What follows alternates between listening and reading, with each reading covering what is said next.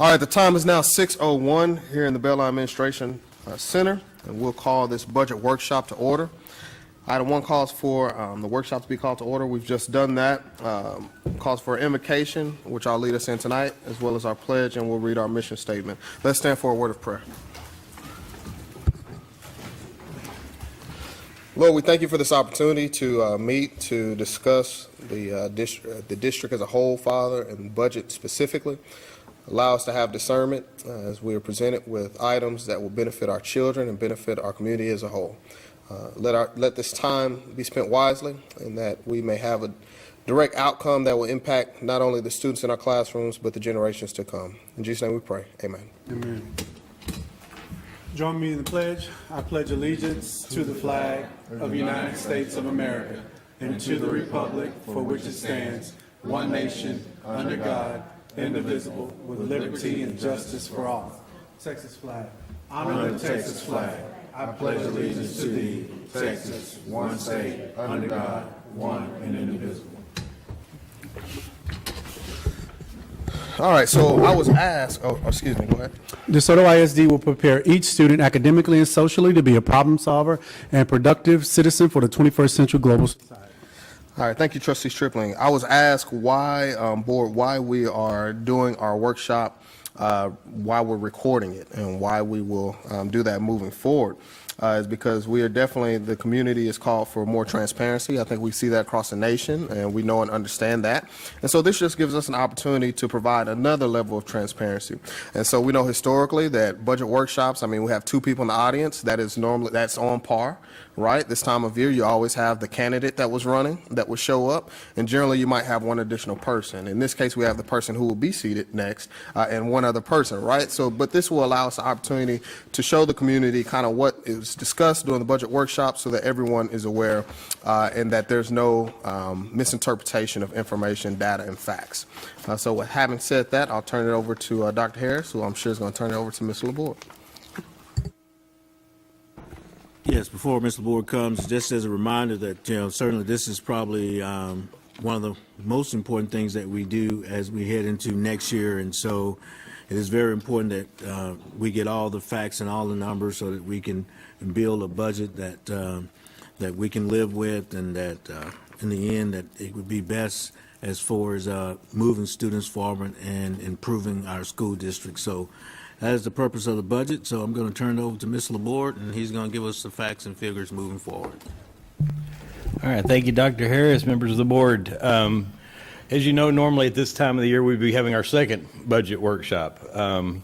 Unfortunately, with the fact that we had to wait a little bit longer to get those salaries in, and not having the full knowledge of how, what the salaries were going to be, and getting that information into the budget took a little longer than we thought it was going to. And there was a few other hiccups along the way. So what was our second budget workshop is now our first budget workshop. So what I've tried to do is kind of combine a little bit of what I normally do in the first one and what I normally do in the second one. And then in about a month or so, we'll come together and we'll do the final one that should have all the numbers ironed out. Any concerns, any requests, things like that should all be included in that. So without further ado, I like to start off with a little bit about where we are so we have a better idea about where we're going. And the first number you'll see, you've seen this sheet on several occasions. It's our enrollment trend analysis. And as you can see, we've had, over the last 4 years, we've had increased enrollment every year, and this is by day. So you can see the peaks and the valleys that we've had. Normally this time of year is the time of year when we start having that little drop off, as you can see there at the end. We'll typically lose anywhere from 50 to 70 students during that last 10 or 12 days of school. As of this point right now, since this report was done, I think we're 10 down from that point. But anyway, it just kind of gives you an idea of where we are, so you can see that the trends are basically the same. We kind of know where we're going to go, so that when we start talking about trends and ratios and things like that, you'll know that we have data to back it up with. The next chart is your average daily attendance trend. The first one, of course, was your full-time enrollment trend. This is your average daily attendance trend. And as you can see, we are, like I say, we are ahead of last year. Again, not quite as much as we are in our enrollment, but we're definitely ahead. You can see a slight decline as we go throughout the year.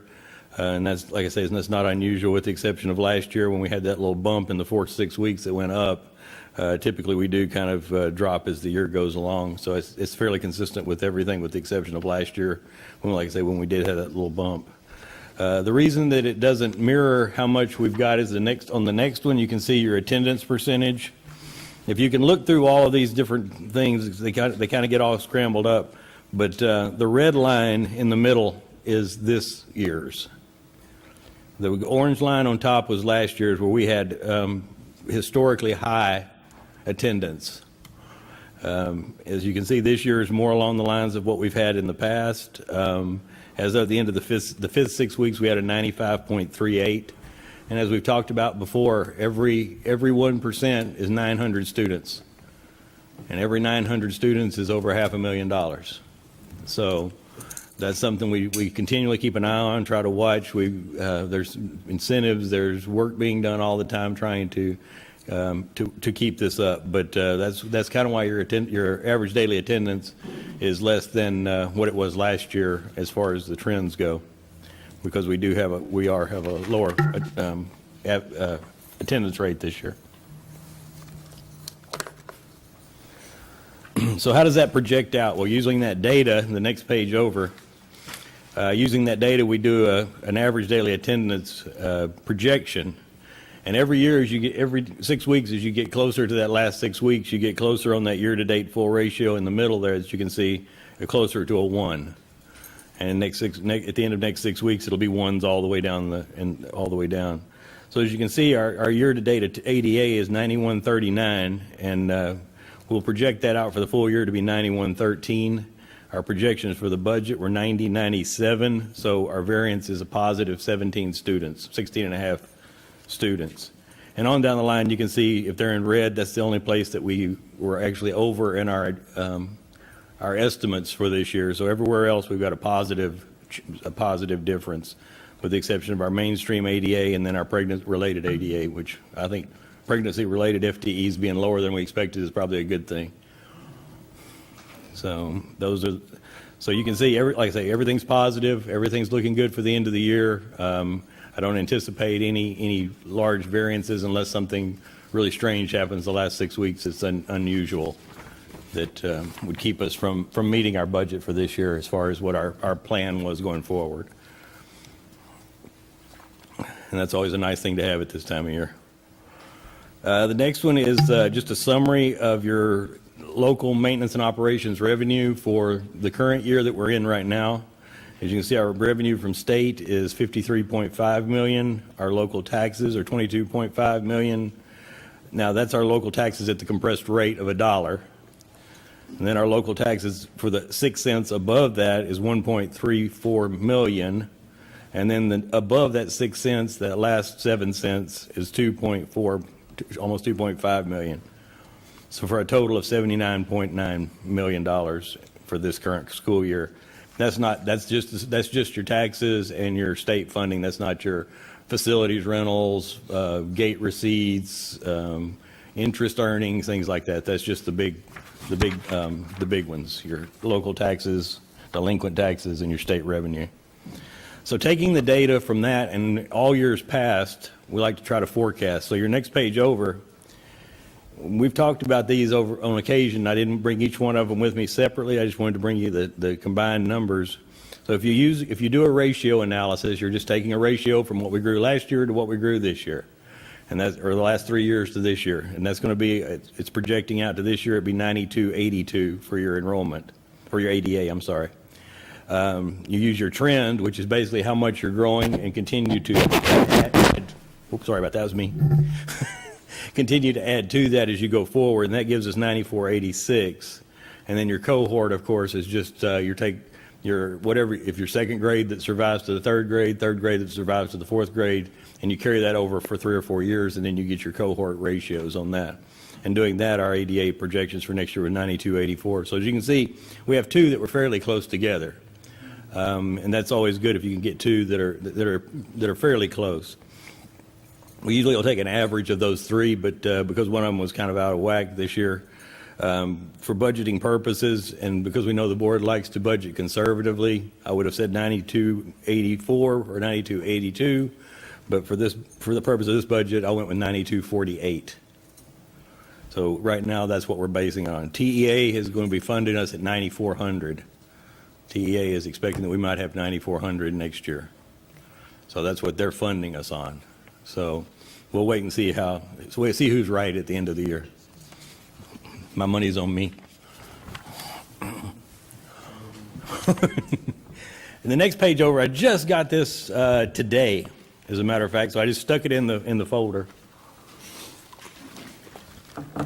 This is your preliminary estimated value report that comes from the Dallas County Appraisal District.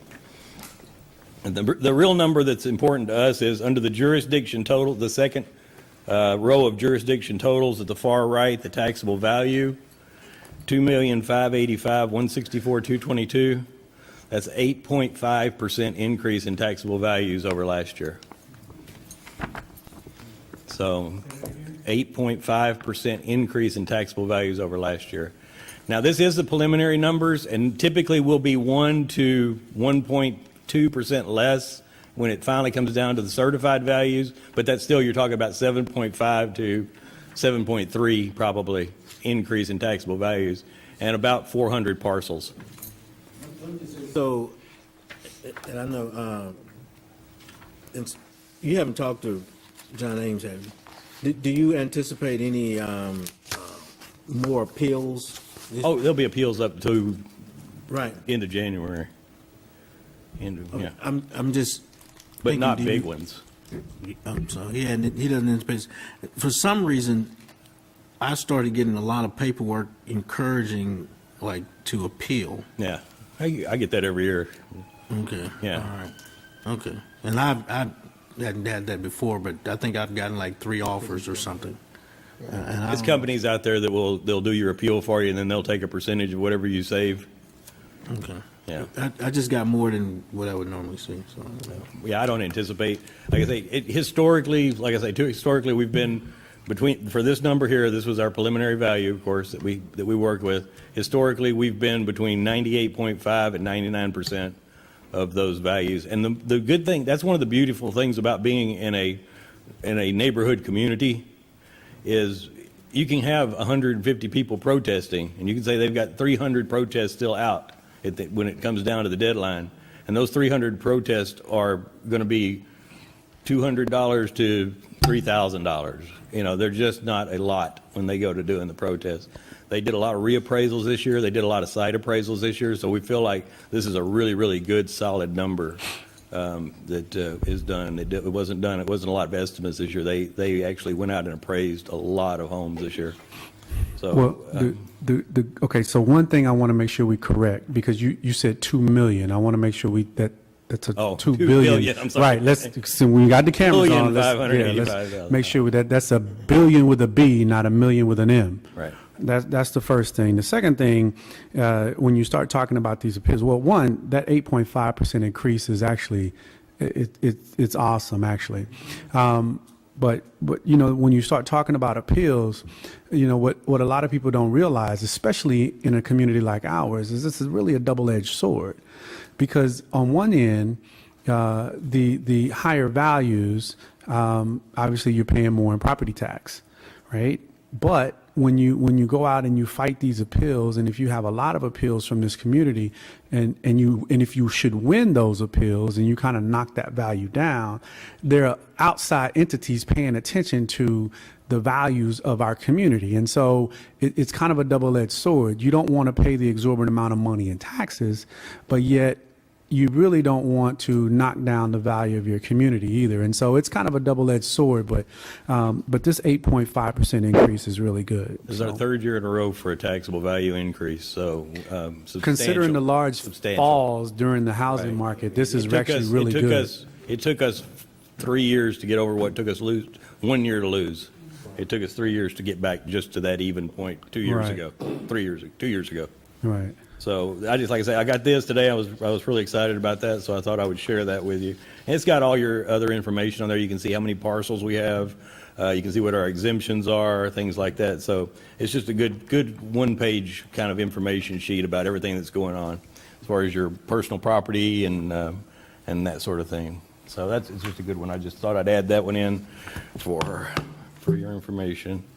The next one is your 2016-17 proposed revenue. Now, we've talked about using the 9248 for our ADA, and like I said, I built in the 7.52% increase in taxable value that we think we're going to have. So with that said, our M&O revenue from state, we're calculating it out right now to be $52.8 million. Our revenue from local taxes up to the $1,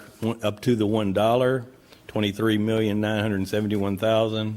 Our M&O revenue from local taxes for that first 6 cents above the compressed rate, $1,000,004. And the M&O revenue from local taxes beyond that, the next 6 cents, the next 7 cents is $2.6 million.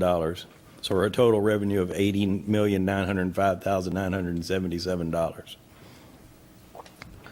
Now, if you compare that to last year, you'll notice that our M&O revenue from state last year was $53,582,286. So you'll see there's a reduction on there of $700 and something thousand.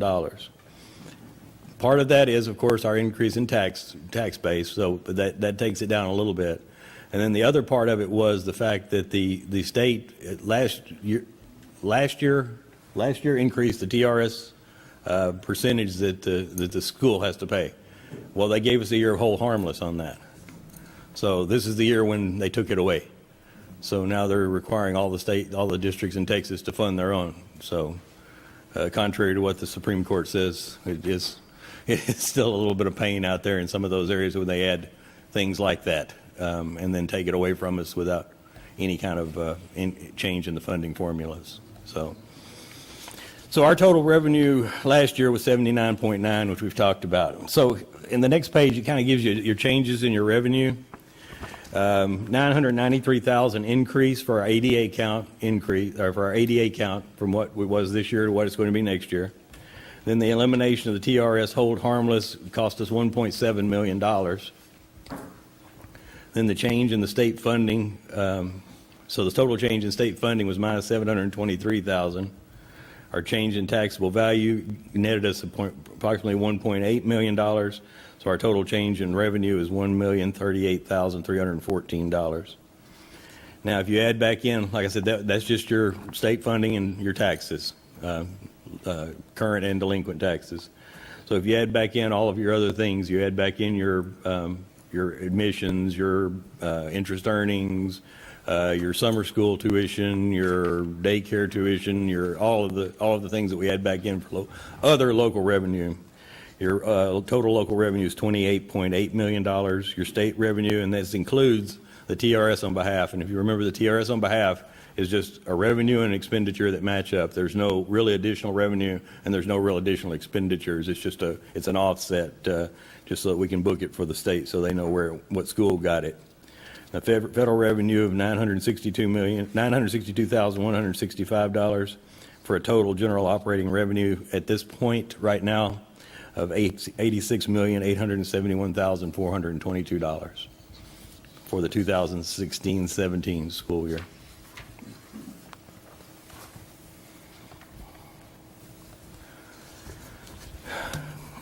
The next page is your appropriations for 16-17.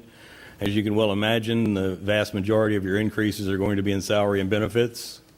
With the large salary increase, we said it was about $3 million in salary, and you're looking at about $1.3 million in benefits that go along with that for your TRS, for your FIM, your unemployment, your workers' comp, all of those things that have to be added as a percentage of that increase, of that raise.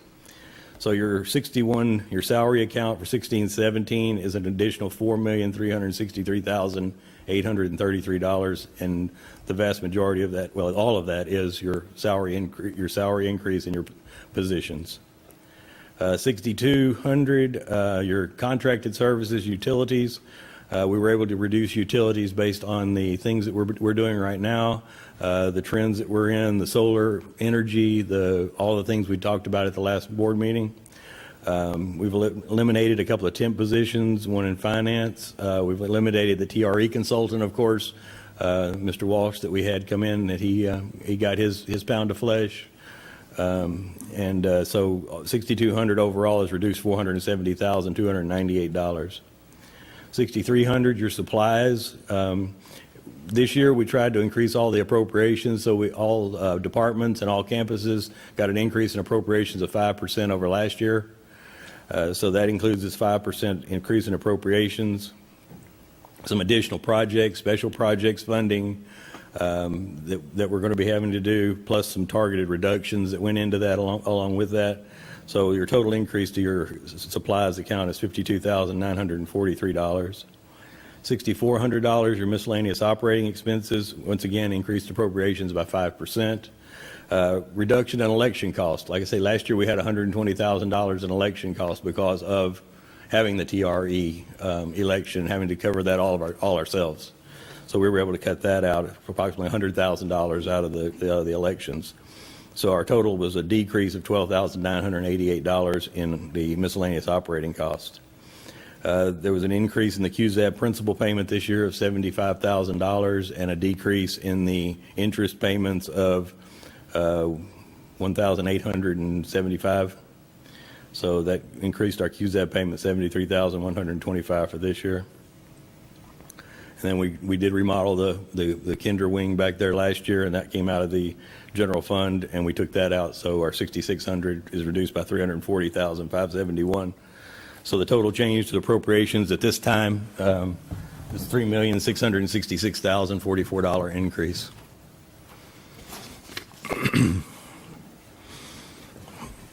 So this will give you the next page will give you your total budgeted appropriations. Your salaries and benefits are going to be $67,047,538. Your contracted services, $9,110,012, which also includes your utilities.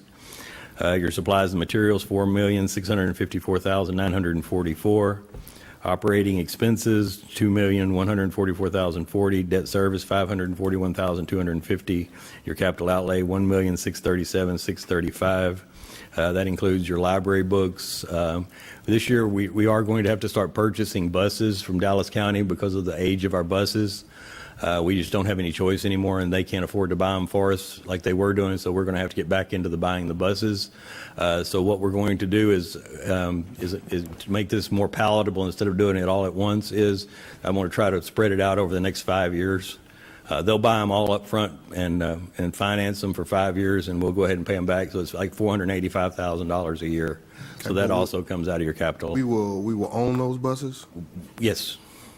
Okay, so last year we purchased 10 buses, if I'm not mistaken. Is that the same? Same project. Those were just additional buses. Right, for our bus additional routes, routes. right. And these So- are replacement buses for ones they already have that are over 20 years old, 15 to 20 years old. Okay, so help me understand. Because we have a MOU with them, right, and all that good stuff. So help me understand. These buses that we would be purchasing, just once again, will we be buying the bus as far as buying the production, the assembly, manufacturing of the bus, but they still retain the bus, or would we be buying the bus? It's ours if we choose to wrap it, for example. It's our bus. We do have buses that are ours. If we choose to wrap it all up and say we want to take whatever is our buses. Right. Yes. But they would still manage the routes. Oh, but we they still manage the retain routes. They still assets. manage the maintenance. They still do all of the, Okay. everything. Yeah, gotcha. But if we should decide we wanted to go back and run our own bus route, we would have some buses, Gotcha. Very well. not nearly enough. Very well, for sure. So look at, like we said, this is a working budget. This is my first time to get to really look at it this last week.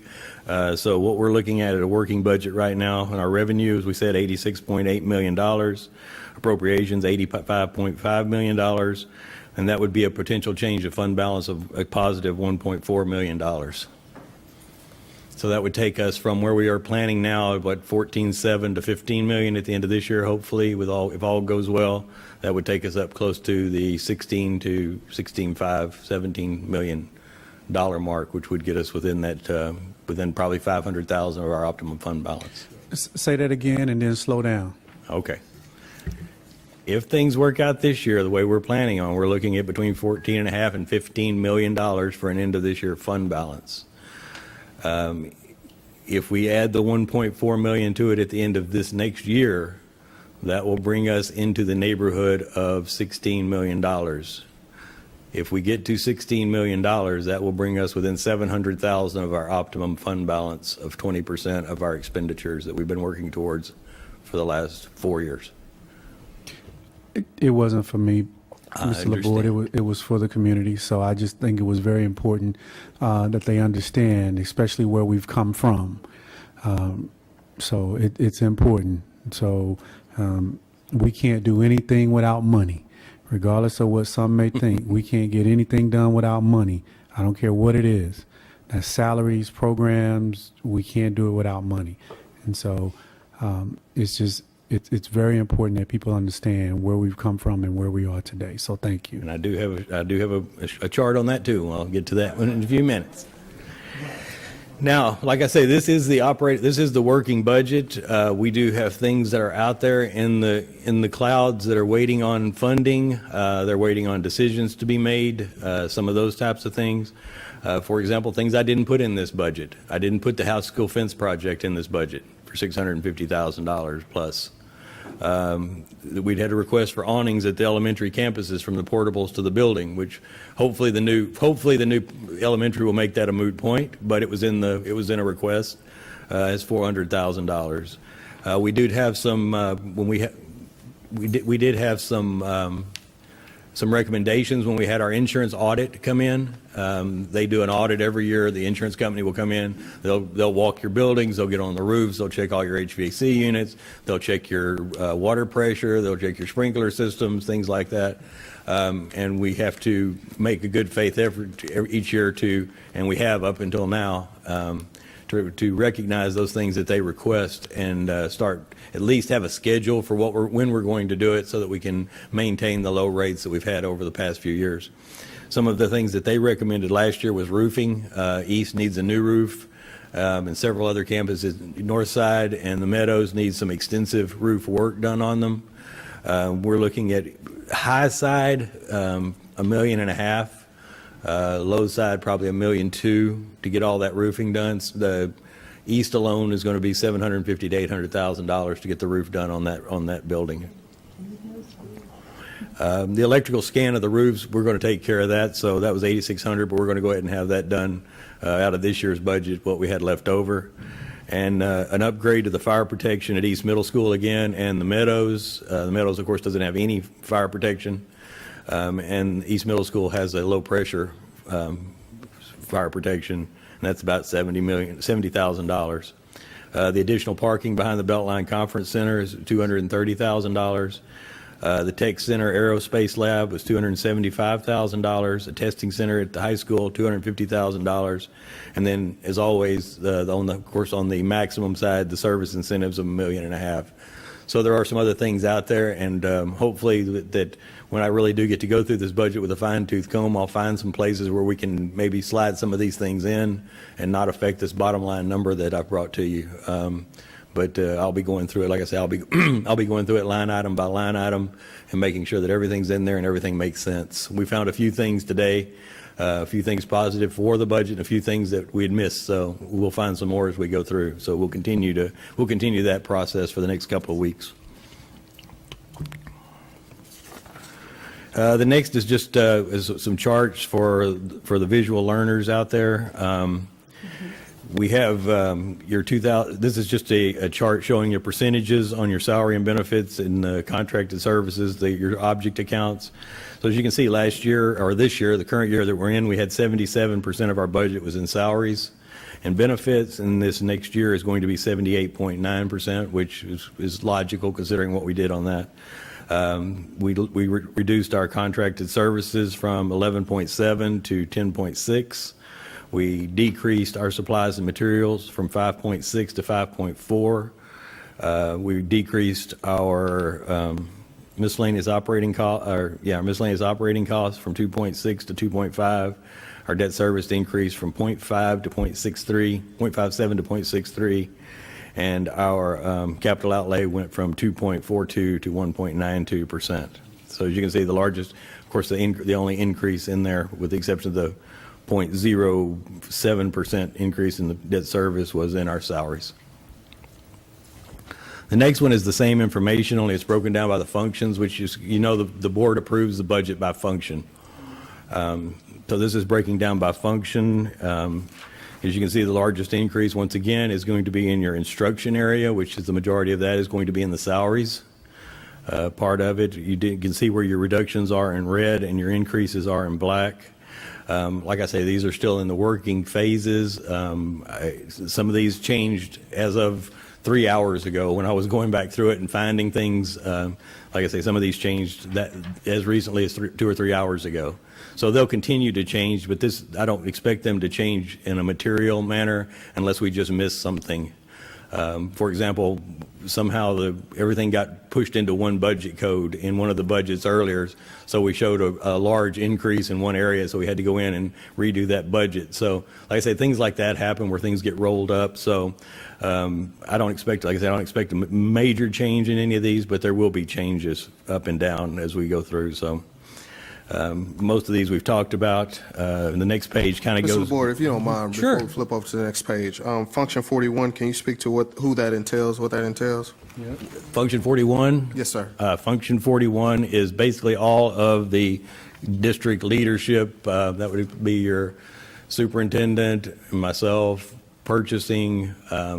Curriculum, of course, is in 21.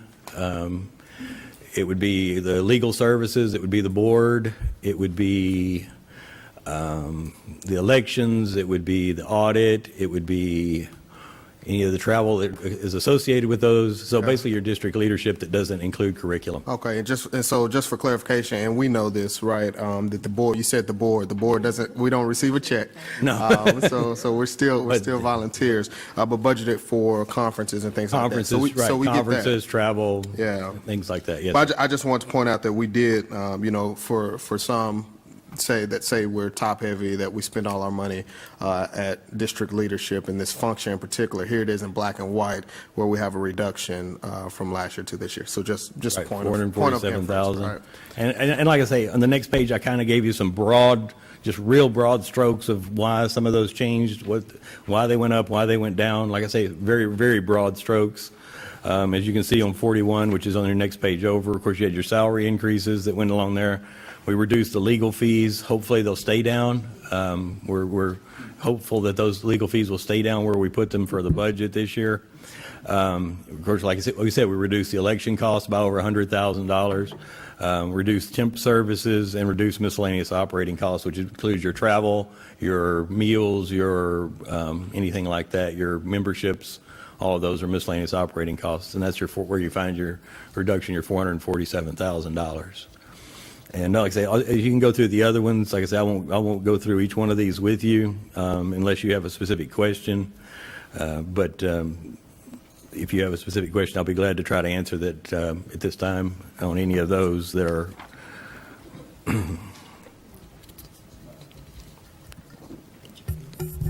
Bobby. Yes, sir. So I'm looking at two things. So I see in the items that are not added into this projected budget, and I'm looking at service incentives. Is that seal? Yes. Okay.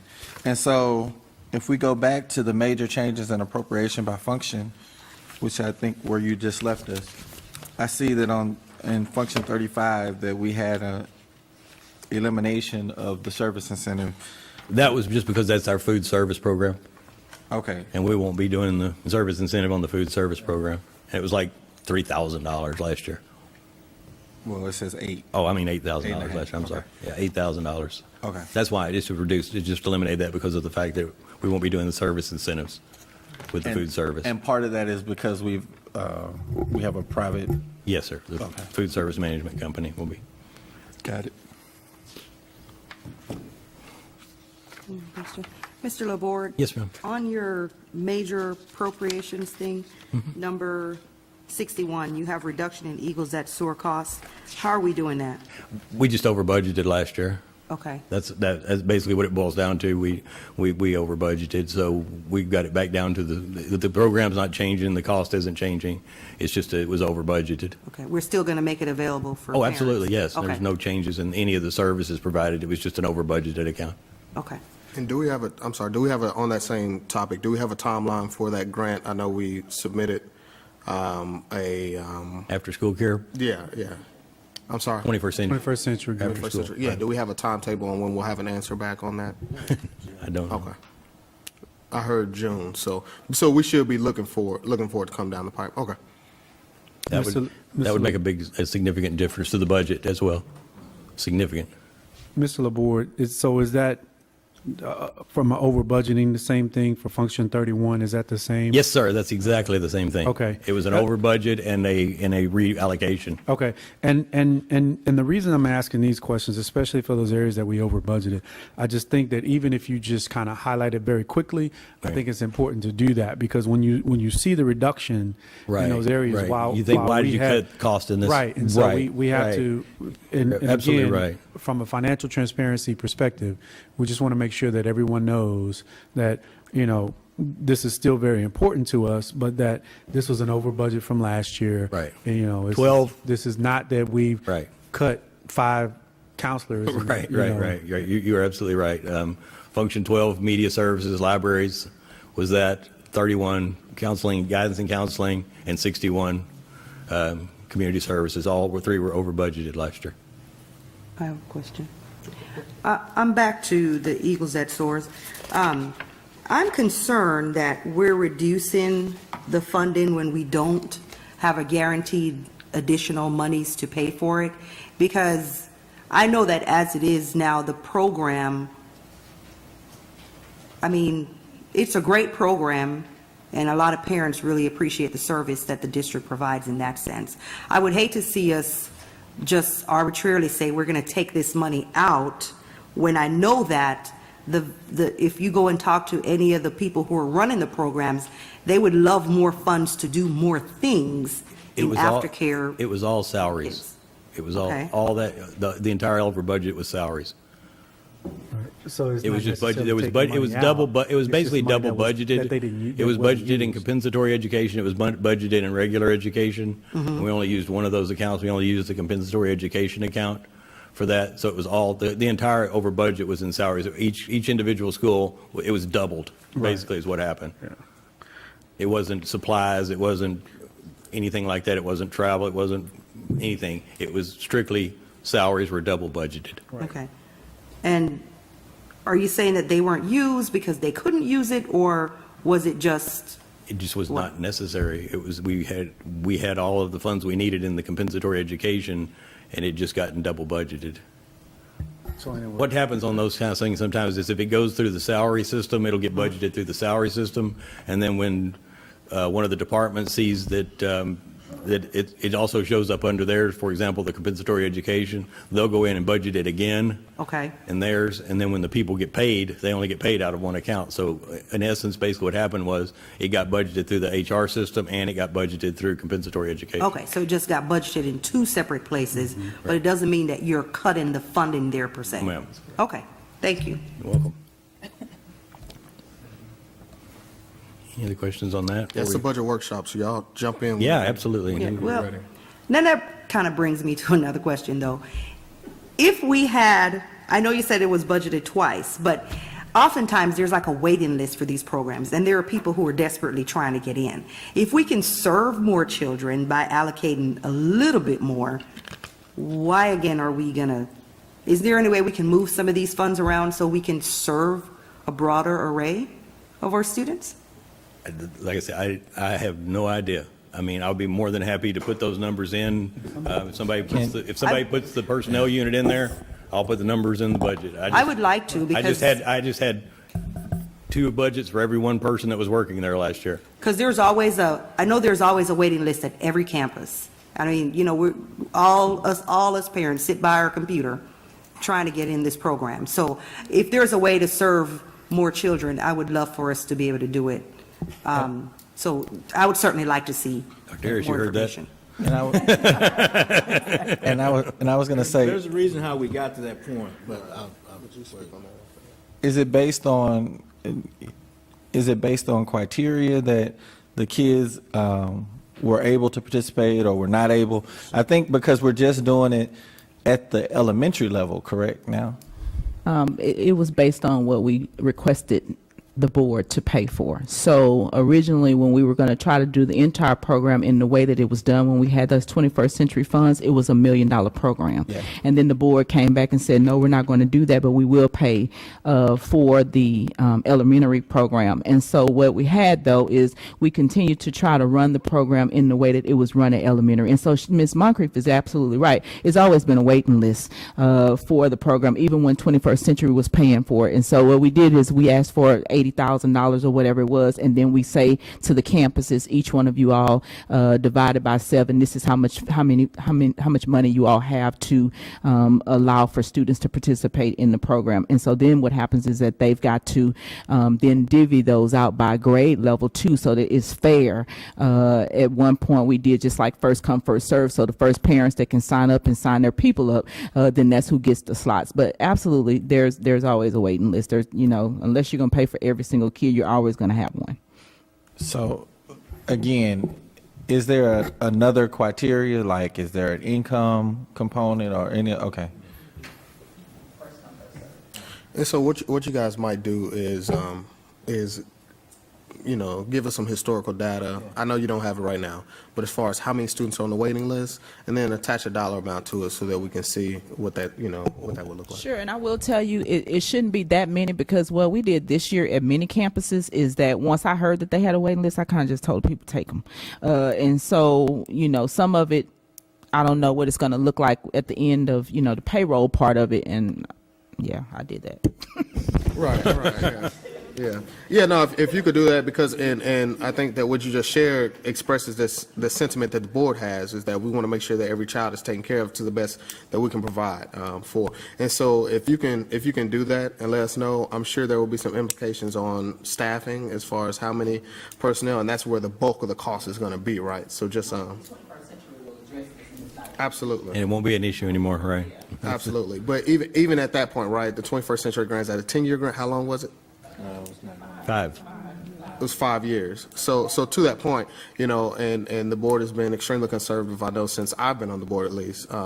We don't want to be in a situation where we take the money for 5 years and we say the board is going to kick in X amount, and then there be a huge drop off, even though we can argue that, hey, the cohort of students from that grade have already moved on and this is a different crop. Even though that you can make that argument, it'd be beneficial for the district to, before we commit ourselves to whatever that looks like, to see it. So, And what I would also recommend is for that, even when it was being funded, as you stated earlier, there was a waiting list. And I think that historical data has to be provided as well, because once again, what we don't ever want to get into, and while we are very, very adamant about taking care of every single student, because at the end of the day, that's what our job is. It's about taking care of students, period.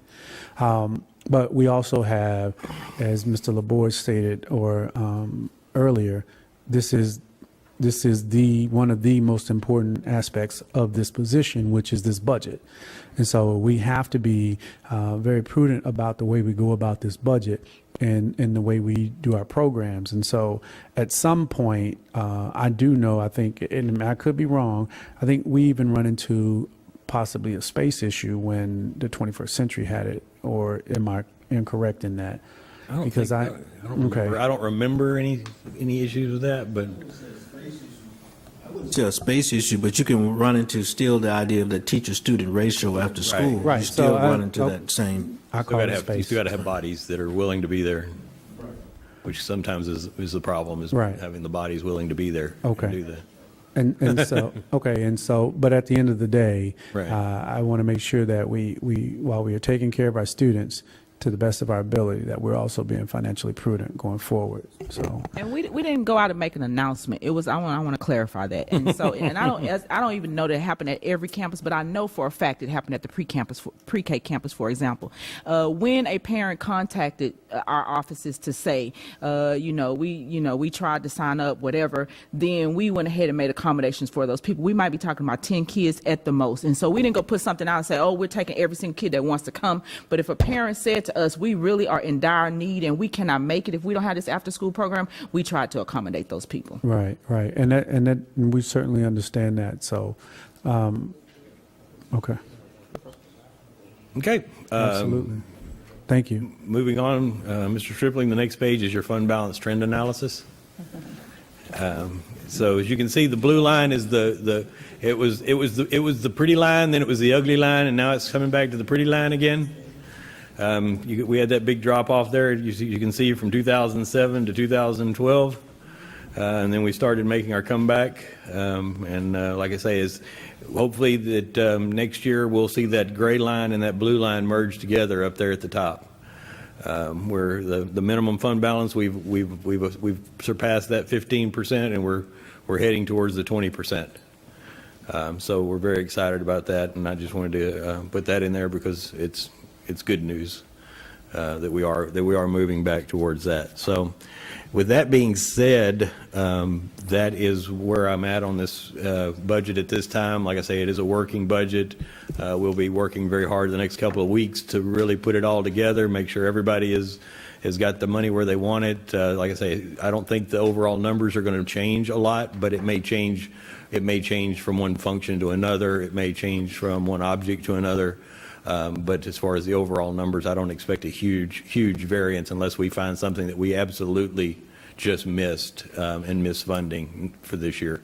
But like I say, at first glance, I don't expect large changes. But we can expect to get together, like I say, in another 3 weeks to a month or so, bring you that final proposed budget, and then it'll be ready for adoption at the end of June.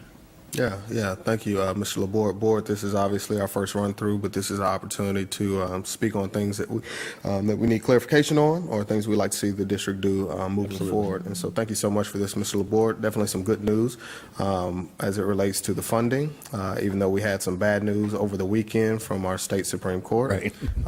in which they, as you know, with the budget, for those that pay attention, decided to uphold kind of what The constitutionality of the exactly. state funding formula. Exactly, and so so we could very well see ourselves in some situation years down the road. And so, Fortunately, they did say it was an ossified, antiquated, and not a good system, but it met the minimum standards to be constitutional. yeah. So at yeah, least they did absolutely. get out there that they understood, and that it was not a good system, and it was a ossified, as they say, system. Right. That made everyone pull out their dictionary. Right. Right. If you want to read that opinion, really pull out your dictionary. Yeah, yeah. Those guys can use some words in there. Very But well. anyway, but they, like I say, at least they did acknowledge the fact to the legislature that the system needed changing. Absolutely. But that it met minimum standards to be constitutional. Absolutely. So we'll open it up, board, to any questions, comments, discussion. I see Trustee Stripling's light. To Mr. Board, first of all, let me just say thank you, okay? Dr. Harris, I want to say thank you to you and your entire administration, because again, when I go back and look at this fund balance trend analysis, I remember the lean times. I remember the top ramen and Vienna sausage times, if you will. But to this point about the decision by our Supreme Court to reiterate the words of Senator West, elections have consequences, and we are seeing the consequences of those results in those elections, because the reality is, regardless of what the Supreme Court said, our current elected officials will not do anything to make the change unless we, the community, the people, get up and make the change. I actually got a study back from the state, and what I found even more interesting is that for them to make the decisions about our state funding, and for all of the decisions that are made in Austin that affect our school districts, teachers don't vote. And I thought that was very interesting. The numbers of teachers that don't vote is staggeringly low. Which just kind of blew my mind, considering a lot of those decisions have direct impact on them. But Dr. Harris, I really want to thank you and the administration, every single one of you, because, this board set a way forward back then and said, this is what we wanted to build this district to. This is what we wanted to financially get ourselves back to, because there were a lot of things that we wanted to do. We wanted to be able to, quote unquote, take care of our children. We wanted to be able to provide programs to our children. And we knew we couldn't do that because we didn't have the finances to do it. We wanted to take care of our teachers. We wanted to take care of our administrators. Financially, we couldn't do it. The only thing we could do was say, we're not going to lay anybody off, even though we were almost broke. And so, but this administration came in and you all dug your heels in, and I will take credit for what I call a cultural mindset change in the way we think about finance, and making that shift. We have, as you stated earlier, brought this district up within hopefully $500,000 of that 20% mark, that 20% optimum level. And so, again, I just want to say thank you. I really appreciate the hard work. I know you've taken some bumps and bruises over the years, but you've weathered the storm, and you didn't back down. You stood fast, and I really appreciate you. So thank you very much. And just as a point of note, there was one of those years in there when we were making our May payroll that we were within $1,500 of not being able to make payroll because of what we had in fund balance. Say it again? But you work off your fund balance Right, this time of year. If you notice, in 2012. He just wants to hear the dollar figure. we were within $1,500 based on what we had in the bank versus our payroll of having to go to the bank and get a loan to do payroll. Mm-hmm. So that's how close it got. I mean, it was in $1,500 that we had left in the bank to make payroll that year. Right. And so, that's No, to that point, no one wants to talk about that, right? Right. But that's why this board for the past, and I'll just say from the time I've been sitting on this board, so let's say 3-4 years, right? That's why when people in the community said the sky is falling, the sky is falling, the sky is falling, we were able to say, look, you really hadn't seen anything yet, And in the meantime, we've continued to, one of the things you have to point out is consistency, right? On this trend analysis, the fund balances continue to go up. And it's been a gradual thing, right? There hasn't been ebb and flow with it. So what that speaks to is strategic planning. Making sure that our students are not underserved, but also we're handling the business of the district and being financially sound. And so, I'm glad you shared that, right? Because, for anybody that stops us in the grocery store, that stops us at the gas station, right, that emails us, where the case may be, you just gave us another illustration, some more ammo to say, hey, this is actually what's going on. So thank you for sharing that. Trustee Hooper. I just wanted some clarification. I think I know the answer to my question. For function 36, the extracurricular activity, Yes, sir. The increase in that still continues to have the allocations for non-UIL and Yes, this- sir. Yes. Okay. Because Anything extracurricular. we've seen how us making an investment into that area has allowed our kids just across the spectrum to get exposed nationally, across the state. And so I'm glad that the board made a commitment to also providing resources and non-UIL opportunities for our kids. So That includes your thespians, your choir, all of those, your band, everything.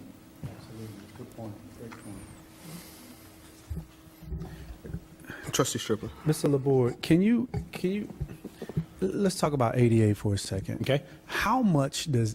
What percentage of ADA really makes up our total revenue when we talk about our total revenue for the year? How much of that, or what's the percentage of that comes from ADA?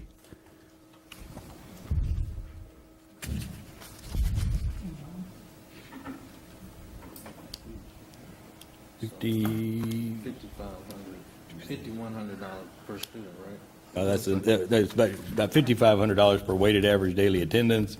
We're looking at in the neighborhood of 60% of our funding. Okay. 58% of our funding. Okay, so in other words, and I just want to make sure the public understands this, because, you know, there's a thought out there that the ADA covers all we need to take care of our students. And while we understand that that's not the case, I just want to make sure that, trust me, I've heard it. So I just want to make sure that there's an understanding that this ADA does not cover what it takes to take care of our students. And so I just want to make sure we clear that up. So go ahead, you can speak to it, that's fine. No, absolutely. Like I say, as the majority of the districts in Texas, and as it was part of the Supreme Court suit, was not having meaningful discretion, because it takes everything that you can tax your local just to keep up with the cost of living and increases in salaries and increases in everything else that goes along with that. People don't realize just how much we spend on fuel every year. Right. It's in the hundreds of thousands of dollars between the buses and the district vehicles and things like that. It's in hundreds of, and every time that fuel goes up in cost, it costs the district. And like I say, those are kinds of things that was, like I say, that was a part of the, like I say, part of the lawsuit was that districts don't have meaningful discretion. And meaningful discretion meaning that originally the local taxes were supposed to be for enrichment.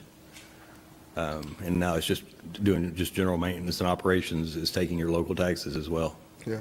Okay, I appreciate that, because there's so much that goes into taking care of our students day to day, and you know, when I heard that, well, you get ADA, it just my reply was it doesn't cover what it takes, and so I want to make sure we clear that notion up for our folks out there, that the ADA does not take care of our babies. It's only a portion. Right. So.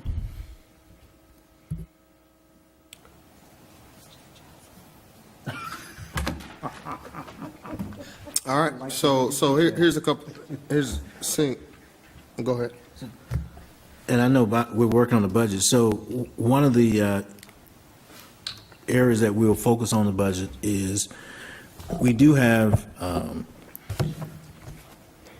two schools that traditionally has really had issues in performing at the level that we need them to perform.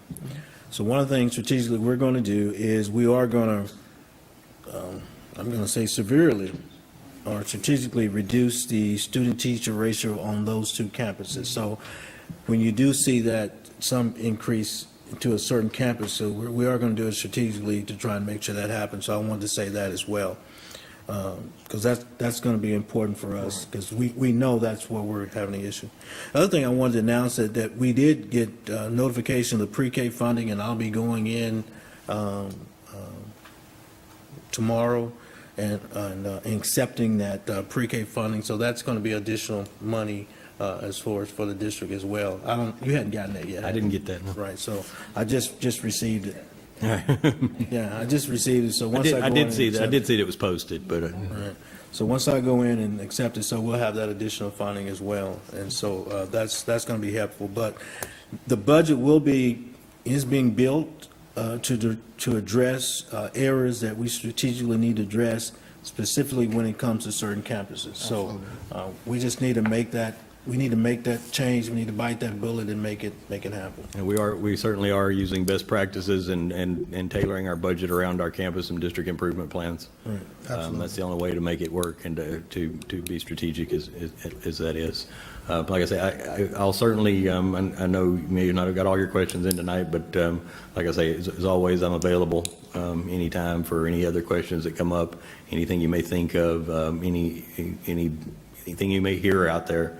Right. Certainly do not hesitate to pick up the phone, call me, come by my office anytime, and we can sit down and go over this line item by line item if you want to. Absolutely. Thank you for that. And I know that you've always made yourself available for us to have those one-off conversations and ask for clarification. I do see Trustee Stripling has something, and then I'm going to have something right after. Okay. I just think that's important, because we don't ever want to be like Dallas ISD. But can you speak to, I know in the last 4 years, this district has received grant funds like never in the history of this district before. And so can you speak to, yeah, and you may not have it, but can you speak to, if you do have it, how the receipt of those grant funds and where we are totally from grant funds has really kind of helped us as we move through our budget and addressed a lot of the issues that we've needed to in the district? Right. I certainly don't have the numbers, like I say, in front of me. However, to get to the point where we are now and to have weathered the storm that we've had to weather over the last few years, and to be able to take that fund balance on a positive trend has been in large part to those grant funds and to those into maximizing our federal funds and making sure that we're getting everything that is available to us on those and utilizing them to their maximum potential. Like I said, I don't have that in front of me. I'll certainly put that together and be part of the next budget presentation of where we've come from, and I'll give you a total rundown on all of those federal and grant funding opportunities that we've taken advantage of. Absolutely. I greatly appreciate that. And if Absolutely. you could, while you do that, just kind of showing that how we, like I said, how we've been able to use those grant funds to help us in areas where we would have had to spend out of M&O. And then based on just a time perspective, because at the end of the day, without those grant funds, those projects, a lot of those projects would have had to been stretched out for several years. And so it'd be great just for the public to understand what we've been able to accomplish. Thank you. Thank you, Trustee Stripling. And I know, Mr. LaBorde, you're looking for this percentage. You might have received it since we last spoke, but while I was away at the conference, I was able to talk about, for you that don't know on the board, I went to the YEO conference, which is the Young Elected Officials, and we talk about policy and things like that. So a part of it is I was able to speak to our solar program and how we are launching that. And so just based on that simplistic conversation, right, they asked me to come speak at a convention to school districts about solar energy, right, and how to go that way. And so I told them as long as they fly me out there, I'll go, right? So, but nevertheless, Mr. LaBorde, so that budget we can cut, right? As far as the funding for leadership, because you mentioned the board travel is included in that. So I'm being financially responsible with that. However, I do want to know what percentage of solar we're using or we will be using. I don't know if you've gotten that number I yet. did not get an answer, and I forgot about it until this afternoon. Okay, very well. But it's on my list. Okay, yeah, if you can find that out, because what I want the district to consider and us to do as a whole is to consider increasing whatever that percentage is. Now, I'm sure there'll be some additional costs up front to get us to that capacity, but the more solar energy we use, obviously on the back end, is the less it's going to cost us in energy costs, which is the more we can put into classrooms. So definitely interested in seeing that. And part of what cemented that thinking was the Supreme Court ruling, right? And exactly what you just said. Historically, when we look at things, they're asking your local tax base to take care of the financing of the district, so to speak. And so, as has already been discussed at length, right, when we had the drop in property values here in DeSoto, that was detrimental to the ISD. And we don't ever want to find ourselves in that situation again. And so as much as we can help it, putting money in the fund balance is great, but we also need to be considering long-term sustainability and what that looks like for the district. So anything we can do to put money back in the classroom, I think solar, since we're already starting it, is an easy segue, right? So whatever that percentage is, once you get it back, if you can let us know. Oh, well, and like I say, we've got several things that are on the horizon that we're looking at. We want to build this new elementary state-of-the-art, as green as possible, Yeah. as sustainable as possible. And we'll have to get into talks with Solar City as far as that goes, is setting that up. We've been in contact, of course, with LED representatives to get the district up to standards on LED lighting, not only improve the quality of our lights, but then the cost. Absolutely. Wind turbines. We've actually been talking to some people. We've got a lot of area, Yeah. and a lot of wind. So we've been in talks with them on as far as possibly doing something along that line. So we are definitely looking Right, forward right, absolutely, 'cause I don't towards wanna- the future energy wise. And I see Dr. Harris about to comment on that, but I don't want us to be in a position where we've already got lean, right? As far as where we put money where it needs to be, but we also looked at where we're overspending in some areas and we put those back into the balance. I get that. But at some point, we reach an end point where it's like, you can't cut anymore, but we need to be proactive. We can't, Pete Rose said, never be satisfied, right? We can't be satisfied with just cutting. We have to be proactive in seeking ways to offset, income. So I see Dr. Harris, and then I've got one final thought. I just want to say one quick thing. Over budgeting, not overspending. Gotcha. Over budgeting. Very well. Dr. Harris. Speaking of wind, the wind came through a couple of days ago and actually blew down one of the large panels in our scoreboard, and it swung around and really destroyed the front of our scoreboard. So one of the things we need, I'm glad I drove by there today. Thought about that too when I was talking about it. Right, so we're going to have to replace that scoreboard. So is insurance covering some of that cost? Do we have it insured at all? Oh, I see Harris. absolutely, there's insurance. I mean, we have insurance on.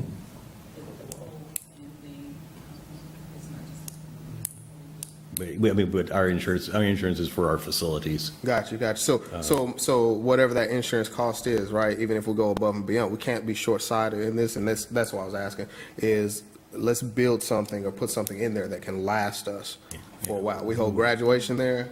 I got you. We're So we hold going to graduation be there. working with some of our vendors and seeing if we can get them to ante up and come up with some. Absolutely. Yeah, I was gonna Some ask better if we can market, get a some real better scoreboard marketing, now. some better Can marketing we- packages than we have now. Right. Can we get one where we can actually see the game on the screen too? I mean, it'd be nice. I don't know. We'll see. Well, and We'll that's see. and that's definitely a luxury, but we can definitely look to. We got to ask our partners. We can That's look at Duncanville ISD, and that's a good starting point. Okay. Say that much, right? That's a good starting point. So thank you for that. And then lastly, this is, and board, once again, this is our opportunity to ask, and this is why they're presenting the budget. One of the things that I do want to see us do, and Dr. Harris and I have spoken about it, is our choir department, award-winning choir, is going to London. They anticipate sending about 45 students.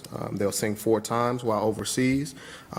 It would be great if we could fund that, to send them over there. We've made a strong impact financially as far as the arts are concerned, but I think that this one-time cost will be well spent to allow our kids to be exposed to a different culture, but also to be rewarded for what they are so gifted at. So once again, the choir, they're sending 45 students over there to London next year. Total cost about $117,000. I would love to see what we can do with the budget for this one-time expenditure, and if you can bring that back to the board, I'd be greatly appreciated. I had something. Trustee Moncrief. Dr. Harris, I know you mentioned something about paying some special attention to a couple of campuses, and I'm assuming that you're going to be getting us more information on that, but just right off the bat, instantly my mind went to, we're not going to be Robin Hooding our schools, the other schools, in order to do what you're trying to do with the other 2 campuses. Oh, at another camp? Oh, no. Right, no, okay, no, no. all right, I just want to make sure.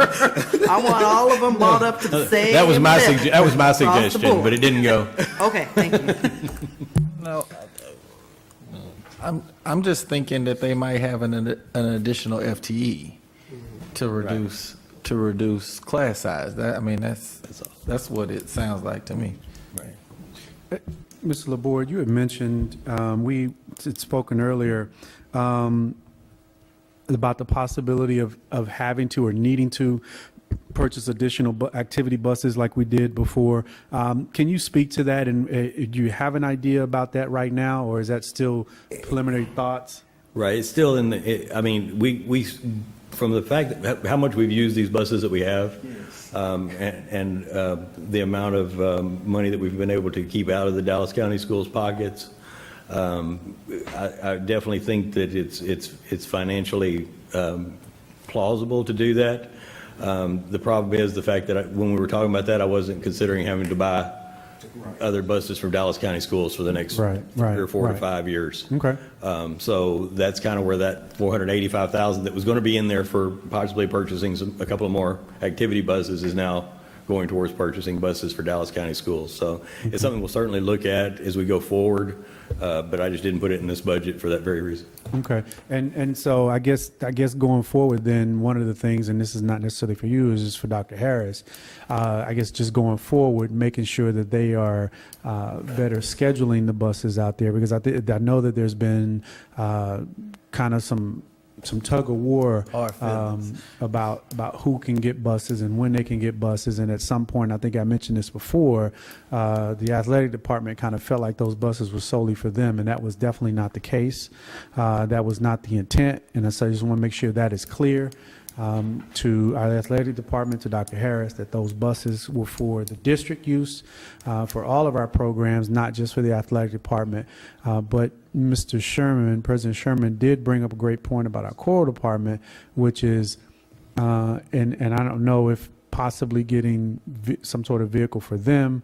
Doesn't have to necessarily be dedicated to them, but one, because again, they're typically on the outside looking in a lot of times, needing to get transportation, and they can't get access to it. So I don't know if, I know we do have some smaller buses over there. They're quite old though. Right.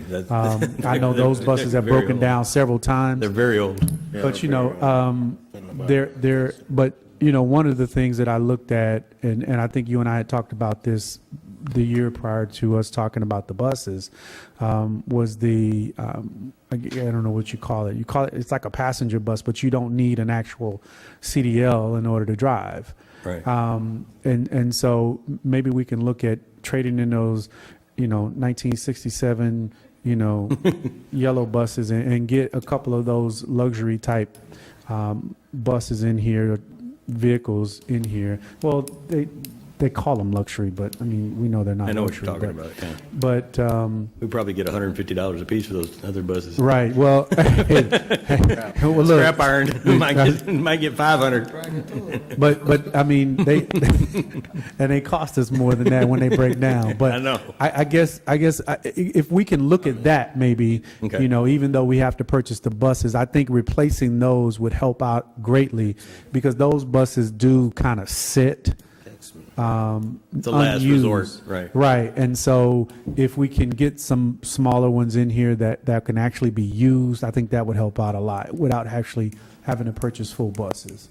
We'll look at. So, thank you. I know that one of the issues with the buses was the CDL and the drivers and this, that, and the other. And so I know I previously talked to Dr. Lemonnier about some of the issues that we were facing with that. Have we moved any further on trying to develop a program so that we can kind of ease that concern, so it won't be the athletic buses? Because the reality is, I think mostly only the coaches are Coaches the have, ones that right. have the CDL licenses. So if you could speak to that, Dr. Lemonnier, or Yes. Dr. Harris, if Yeah, you would so- like to speak to it. So we've talked to Dallas County about setting up training for our drivers, and we'll be working to see if we can get all our drivers trained, at one point. But the idea is you got to find drivers that's willing to do that and get them insured. Right. I was going to say, what is that? Yeah. What would be the insurance costs and implication there? It's not, yeah, that's negligible, it's minimal. All right. All right, seeing and hearing no further comment, this is definitely our first budget workshop, and so we'll have an opportunity to ask any additional questions. As Mr. Laborde indicated, he'll bring something more fine-tuned back here in the next 3 weeks, and then we'll definitely have consideration then. Remember, we have to approve a budget by June 30th, and so that's the timeline that we'd be aiming at, and making sure that we get everything we need in this budget moving forward, as this will set, in effect, the plan for the district for the next year. All right, so seeing no further comments, discussion, the time is now 7:13. We'll call this meeting adjourned.